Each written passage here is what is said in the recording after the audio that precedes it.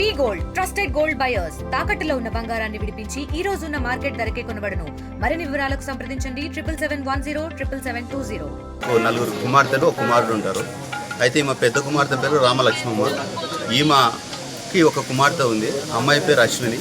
ఈ అశ్విని భర్త చనిపోయిన తర్వాత రహీం అనే వ్యక్తితోటి ఈ అమ్మాయి ఇల్లీగల్గా ఉంటుంది. ఈ రహీం వచ్చేసి రుద్దం మండలానికి సంబంధించినటువంటి వ్యక్తి. అయితే నిన్నటి దినంన వారు ఇక్కడికి రావడం జరిగింది. వచ్చిన తర్వాత ఆమె వారితో కూడా గొడవ పడినట్టుగా వేరే వాళ్ళ ద్వారా మాకు వచ్చినటువంటి సమాచారం. దాని తర్వాత ఈరోజు ఉదయం డోర్ లాక్ చేస్తున్నటువంటి దాన్ని కొంతమంది సివిలియన్స్ ఇక్కడ ఊర్లో ఉన్న వాళ్ళు ఓపెన్ చేసి చూడగా అనుమానాస్పదంలో ఈ ముత్తక్ అనే స్త్రీ చనిపోయి ఇంట్లో ఉంది. దాన్ని బేస్ చేసుకొని మేము ఈరోజు ఇక్కడికి రావడం జరిగింది. అయితే దీంట్లో ఎవరైతే ఆమె మనమరాలు ఉన్నారో అశ్విని తర్వాత రహీం అనే వారి మీద ఆ అనుమానం ఉంది. ఇది మర్డర్ ఫర్ గెయిన్ కావచ్చు అని. సో దానికి సంబంధించి పూర్తి ఇన్వెస్టిగేషన్లో పూర్తి వివరాలు వెల్లడించడం జరుగుతుంది.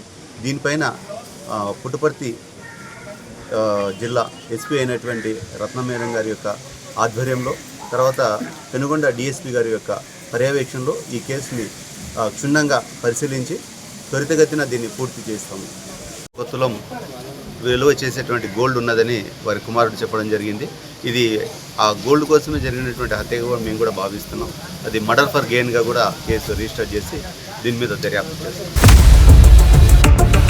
ఇండియా పాకిస్తాన్ ఉద్రిక్తతలపై లేటెస్ట్ అప్డేట్స్ కోసం డౌన్లోడ్ చేసుకోండి RTV లైవ్ యాప్.